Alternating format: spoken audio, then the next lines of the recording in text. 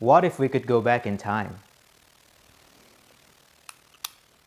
Imagine if you could time travel and buy Apple stocks before they exploded. You'd probably be sitting on a fortune by now, right? Well, it's not too late to start. Today, we are diving into the fascinating world of stocks. If you have ever wondered what stocks are, why people invest in them, and how they can help you grow your money, this video is for you. Today, I'm going to show you exactly how to get started with investing so that you can take advantage of the next big opportunity.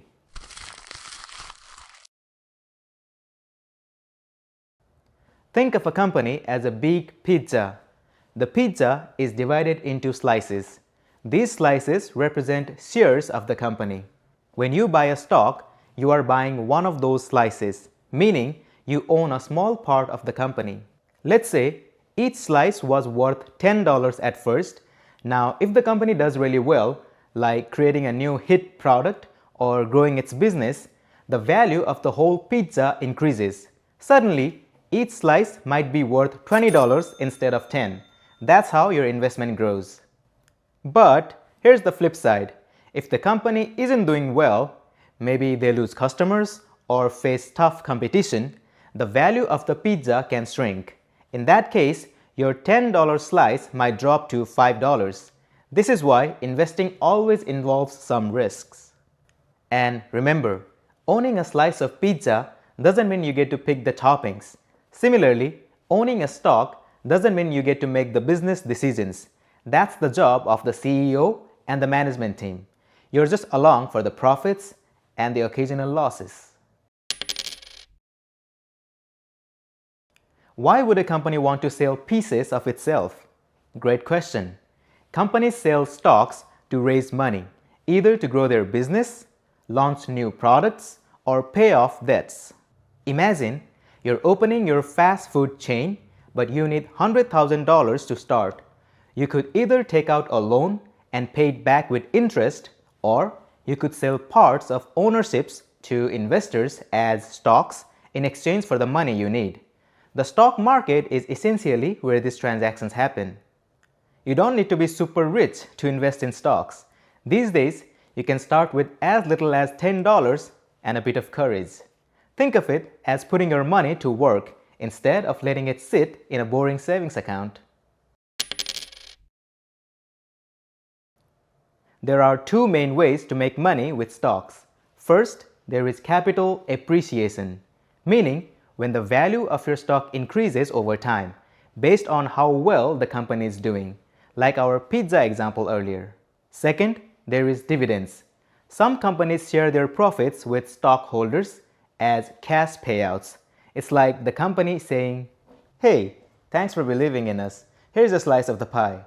For instance, if you own stock in a company and they pay $1 dividend per share, that means if you own 10 shares, you get $10 as dividend straight to your account.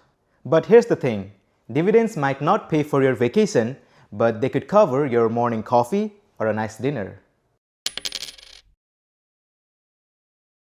Getting started is easier than ever. Here's what you'll need. An online brokerage account. There are plenty of beginner-friendly platforms like Robinhood, E-Trade, Webull, and more. Think of them as your pizza delivery guy, but for your investments. A budget. Here's a tip. Invest only what you can afford to lose. Start small and build up as you learn more. Strategy. Think long term. The stock market is not a get-rich-quick scheme, no matter what TikTok says.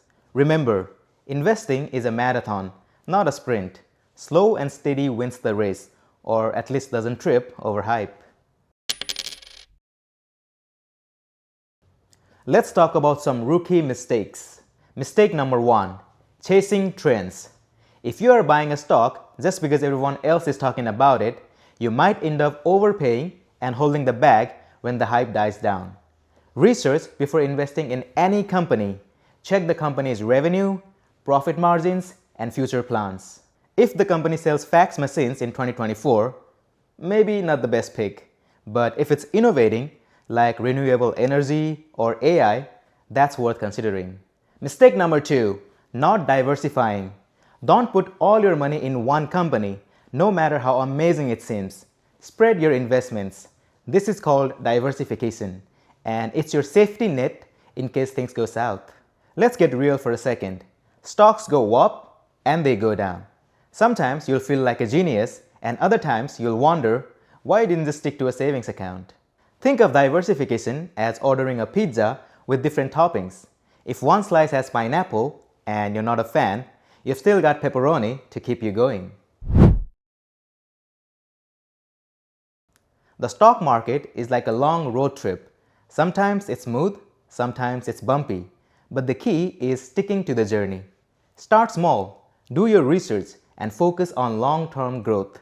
The key to success isn't timing the market, it's time in the market. If you found this helpful, give this video a thumbs up and hit that subscribe button. And if you're ready to take your first step into investing, comment below with your favorite pizza topping.